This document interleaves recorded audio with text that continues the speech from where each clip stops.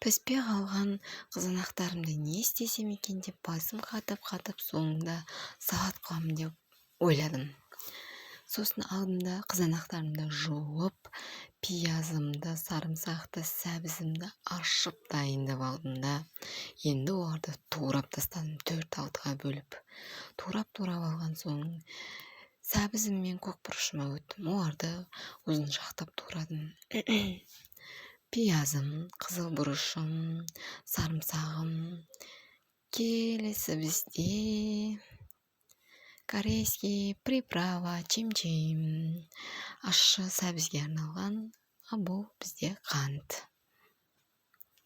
Енді керегі бізде табаны қыздырып алып, оған сұйық майды құйып, пиязымызды қуырып алатын боламыз. Пияздың артынан есе ащы қызыл бұрышымызды салып жібереміз. Мен қазір салатқа бірінші қызанақтың үстінен сәбізімді, көкбұрышымды салдым. Бұның үстінен қазір сарымсақ пиязымды салатын боламын. Табаға пиязды қуырып жатырмын.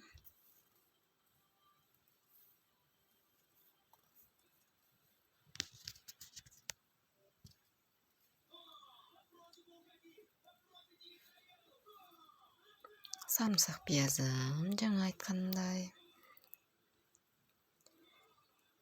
Қант кетті.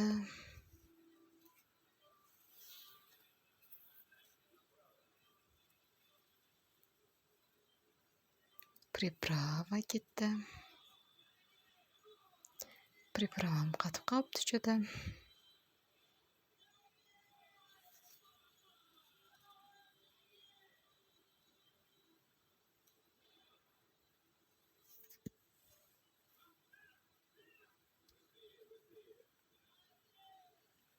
Қызып тұрған май пиязымен салып жердім. Енді бұларды мен қазір уксус құйдым үстерінен. Тұз. Енді мен бұларды жақсылап араластырып алатын болдым. Уксус болғандықтан кішкене қолмен араластыруға қорқыныш болды.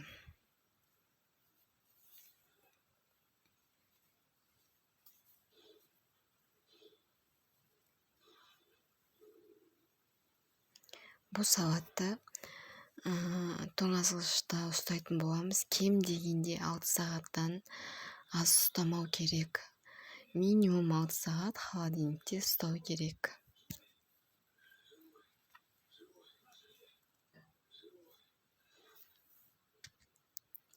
Бұны қақпағы бар ыдыста немесе контейнерде сақтаған жөн.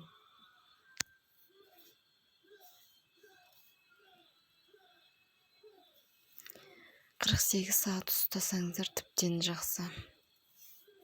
Сонан соң алып жеуге қоя берсеңіздер болады.